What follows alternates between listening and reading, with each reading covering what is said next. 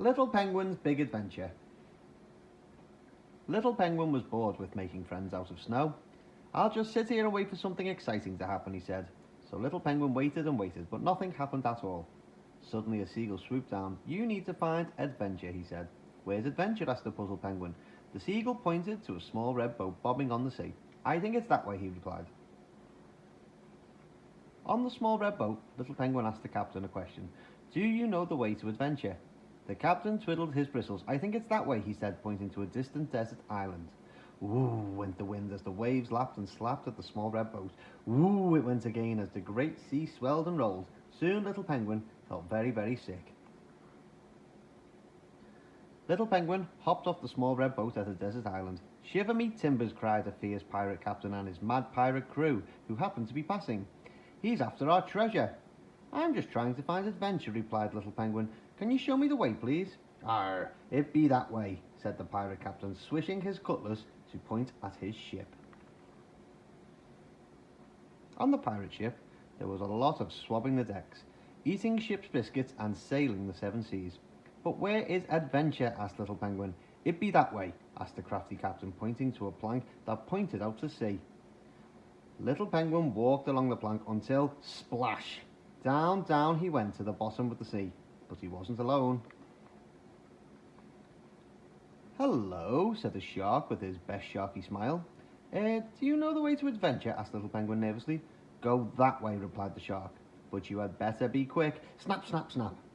Little Penguin swam as fast as he could.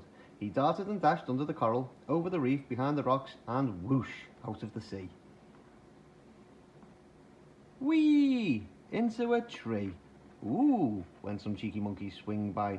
Do you know where I can find adventure? Asked Little Penguin. Oh, yes, replied the naughty monkeys, oohing, and making a racket. It's that way, they said, pointing to the bush. The bush was quiet. There was hardly a sound. Only the leaves rustled and the parrot squawked, and it was very, very still until, rah, went the lion who was hiding in there. Little Penguin ran and ran as fast as he could, through the trees, by the waterhole and down the hill. There were hisses and snaps and snorts and squawks. Which way to adventure? Cried Little Penguin as he sped past the flamingos. I think it's that way, said the flamingo leader, pointing to a sailing boat. Little Penguin jumped into the boat and sailed off down the river. The river grew wider and became the ocean, and before long a great storm blew. Boom, flash, crash. Poor Little Penguin was all alone. I don't want to find adventure anymore, cried Little Penguin, and he began to cry. He missed his mummy and daddy. He missed being bored and sitting on his rock and twiddling his flippers. I want to go home, he sobbed. Just then a great whale sprayed seawater from his spout. Swoosh! Don't cry, Little Penguin, he said. I know exactly where home is. And he pointed to an iceberg far, far away. So Little Penguin jumped on his back and off they went. At home, his mummy and daddy were waiting on the shore. Where have you been, Little Penguin? They asked. It's nearly bedtime. Little Penguin told them all about the places he had been. It sounds like you found adventure, said Dad. Squawk, went the seagull, and Little Penguin smiled. Yes, I think I did, he said. But I don't want to go there again. There's nothing better than being at home. With that, Little Penguin snuggled down for a long and dreamy sleep.